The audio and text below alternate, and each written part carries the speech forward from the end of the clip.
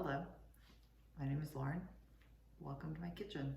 Today we're going to make some ricotta sage pork meatballs and some butter sage gnocchi. It'll be delicious. So now let's see what we have to add to it. So what you're going to need for today is some ricotta, some pork, some mozzarella, butter, sage, some gnocchi, some breadcrumbs, salt, pepper, garlic powder, and then a clove of garlic. So the first thing we're going to do is do something with this garlic. So we're going to roast it. So if you could set your oven to 350. It's going to start warming up. We're going to cut the top of this garlic off without cutting off your fingers.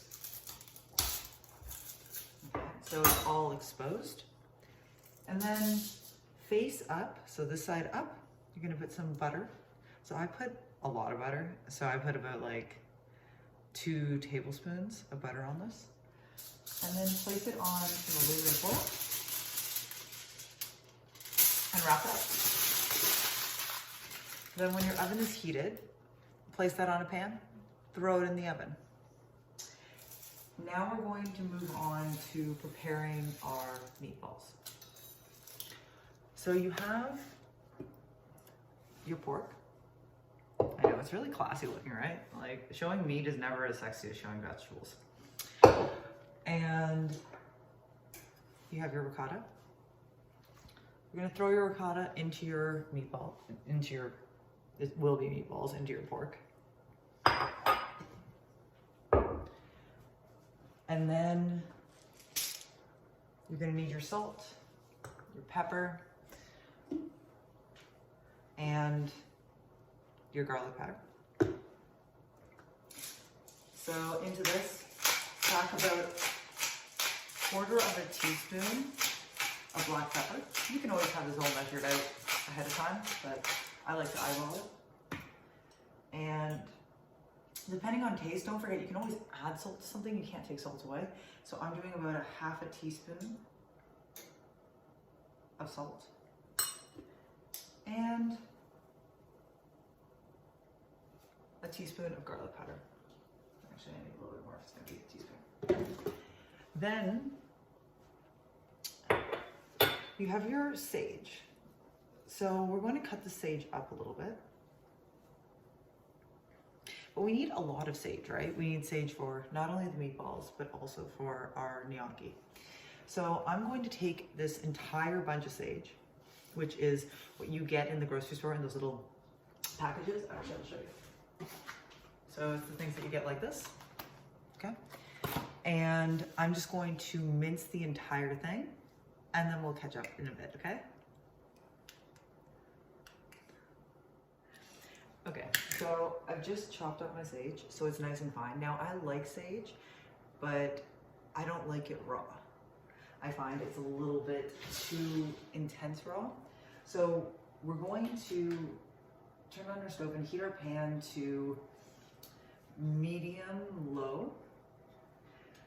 And then all this butter. So this butter that we're using in this is now the remaining 1/2 cup. So we took 2 tablespoons, about 1/4 cup, and we put it in with the garlic. We're waiting for our stove to heat up so we can add that into it. And then this is the remaining 1/2 cup, or a little bit under 1/2 cup. And we're just gonna let that all melt in our pan. We're gonna turn this butter into like a sage butter. So we're gonna heat up the oil, we're gonna let that butter completely melt, and then we're gonna toss our sage in it and cook the sage slightly. So it infuses the butter, but then also takes a little bit of the pungentness away from the sage. And I'll check in with you guys once that's all melted and I'm tossing the sage in. Okay, so once your butter is hot and it starts to kind of bubble, you're just gonna toss all of your sage in it. And it's a lot of butter, but I mean, I never said that this recipe was healthy, right? So put all that sage into the butter. and stir it around a little bit so that it starts to kind of cook and it becomes aromatic. So you'll be able to smell it really sagey and buttery in there. And I'm actually gonna do this all with you on camera so that you can see. See how it turned a little bit of a brighter green? So we need to go a little bit longer. So it's about probably like a minute, maybe 2 minutes depending. But you don't want the butter to brown. And here's a trick. If you find that your butter browns all the time, as it's melting, put a little bit of olive oil over top of it and it'll stop it from browning too much. You see how that's now starting to change to a little bit of a darker green? And we're almost there. The smell changes, it becomes a little bit more, I don't know, full, I guess, instead of that earthy greenery take smell.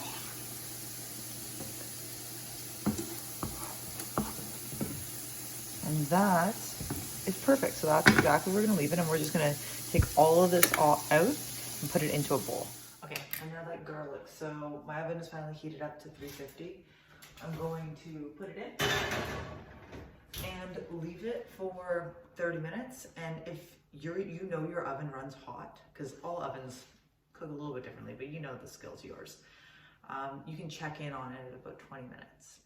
And then when it's done, I'll show you what it looks like. Okay, so now we're going back to our meatballs. So in here, we already have what we added in before. So we have our ricotta, we have our garlic, we have our pepper, and we have our salt. Now we're going to add our breadcrumbs. And that is half a cup of breadcrumbs. And then I'm putting a 1/4 cup of our sage butter mixture. Now I did go for more sage than butter because I'm saving that butter mostly for the gnocchi. Now here's the thing with any sort of meatballs or meat patties. We're gonna get a little gross here. You can't handle them too much. So you want to incorporate all of this stuff in, but just don't overhandle your meat. You want to quickly stir it in there. And now this is a weird trick, but it actually works amazing. So give it a try, maybe don't, maybe like ease up to it. But I have a little bit of water here and I'm just going to add a little bit at a time. And when I say a little bit, I mean like a 1/4 cup at a time, not very much. Just letting those breadcrumbs absorb the water. So right now I've added about a half a cup and I'll show you the consistency that you should be aiming for. You don't want it too wet, but once again, you also don't want to overwork that meat, which is why we use our hands instead of a spoon. So I'm going to do a little bit more and then I'll give you a look. Okay. My classiness with my hands. So as you can see, it's not super wet, but it's definitely not dry. I want those breadcrumbs to kind of moisten. So they are being a binder, but we don't want to feel the texture, right? So now, once you're done with that, once you're done forming your patty, like your patty substance, we're going to start making the meatballs. Well, we'll do that in a second. So now we're going to start to form our meatballs, and I like to do this any sort of tedious task talking to you. So now you can make these as big or as small as you want. Today, I'm actually going to make them smaller because I feel like smaller meatballs. So I'm making mine about a tablespoon. And we're going to bake them. You can always fry them in oil or do whatever deliciousness suits you. But straight up, because I didn't tell you guys to add extra oil, we're gonna bake them.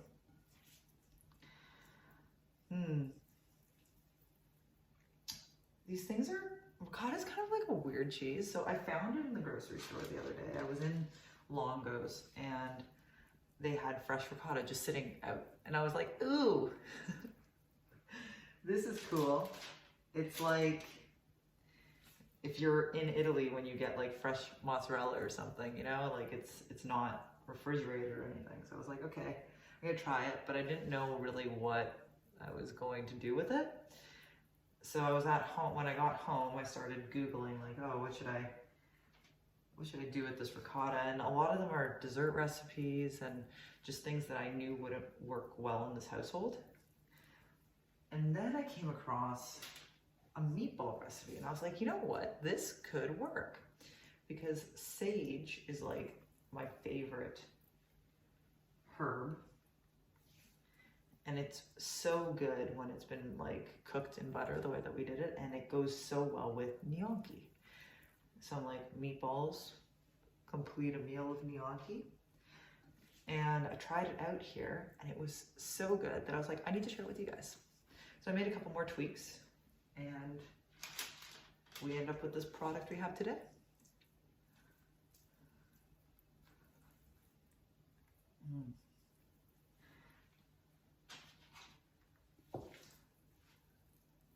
And on that note of finding weird things in the grocery store and grocery shopping, because that's like the only thing we can do right now, I really miss connecting with everybody, as I'm sure everybody does. But I've started going down this trail because I don't really watch the news, and my social circle is quite condensed. I don't really on a regular basis talk to more than, I'd say, 10 people. And I mean over the phone, because now I live in the middle of nowhere, so nobody comes up to me. If anything, I go down to them. And I started asking, what do we think it's going to be like to be around people again?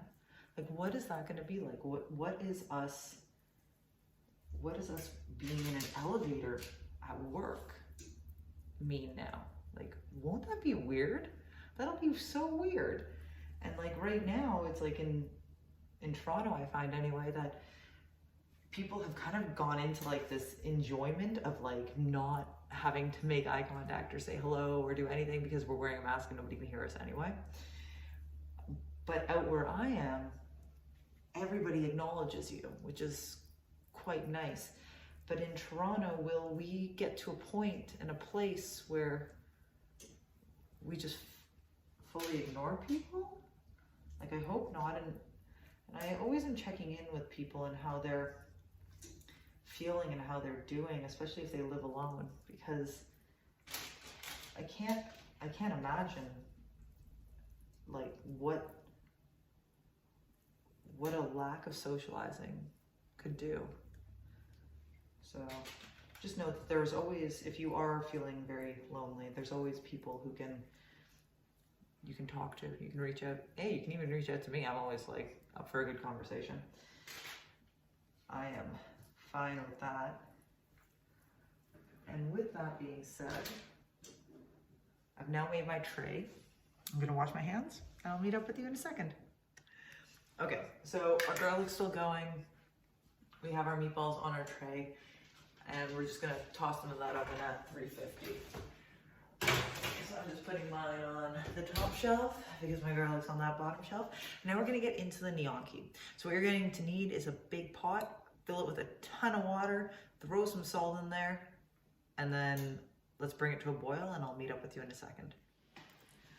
So your pot of water started boiling, your meatballs, they're in the oven.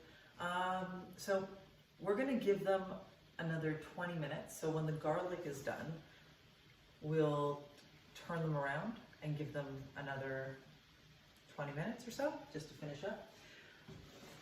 But right now, what we're going to do is we're going to dump our gnocchi into this water in the least dangerous way possible.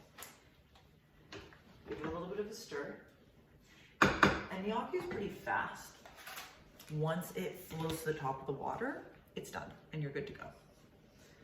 So we'll meet back once your gnocchi has floated to the top and you want to dump it out. Now rinse through the water, save about a cup of the gnocchi water, okay? You're gonna need about a cup of that water just to hold off to the side. Okay, so it's been a half an hour since I put the garlic in. And so about 20 minutes for these meatballs. this is what you want it to look like. All that good goldeny amazingness. And then these, we're just going to turn them. Cool. Okay.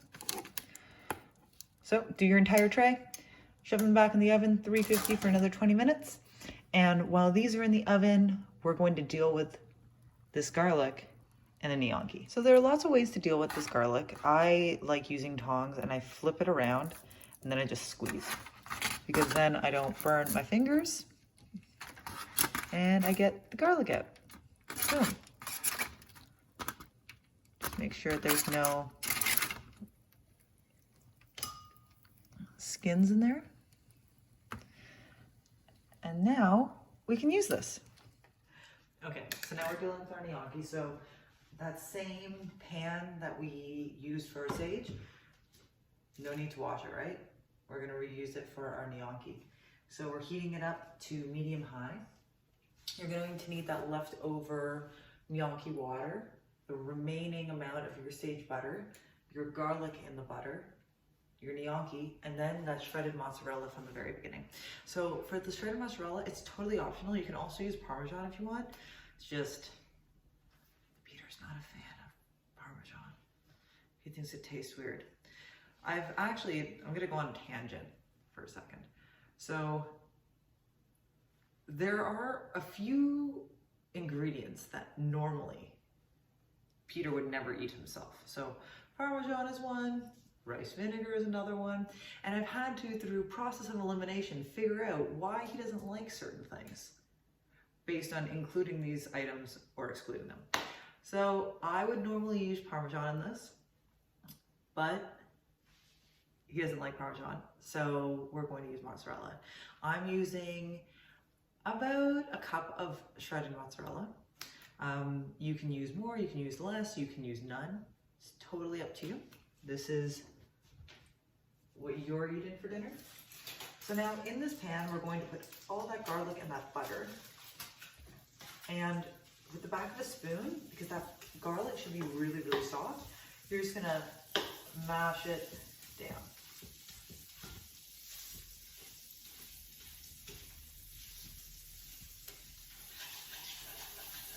Once it's kind of broken up, looking all good, you're going to add your sage and butter. Just make sure that you're getting all of that butter. Once again, you could always add more if you'd like.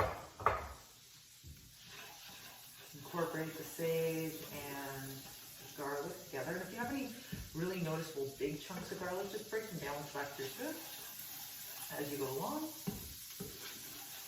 It's going to start to get bubbly. Now we don't want your butter to start to burn.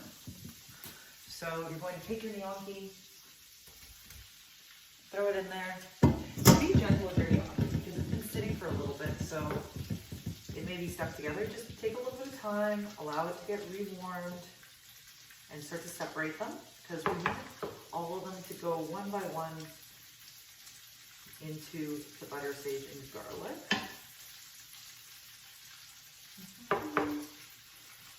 Okay. And I like to take a little bit of time right now to salt. I just use a pinch of salt, maybe two. A little bit over my left shoulder. And some pepper. I'm just doing a little bit of ground pepper, so you can just, your choice, decide how much you want to use. Stir it all in, and give this a moment just so that it can kind of get a little bit golden on each side. I'm going to add a 1/4 cup of that reserved water. This will also help the gnocchi continue to separate if it needs to.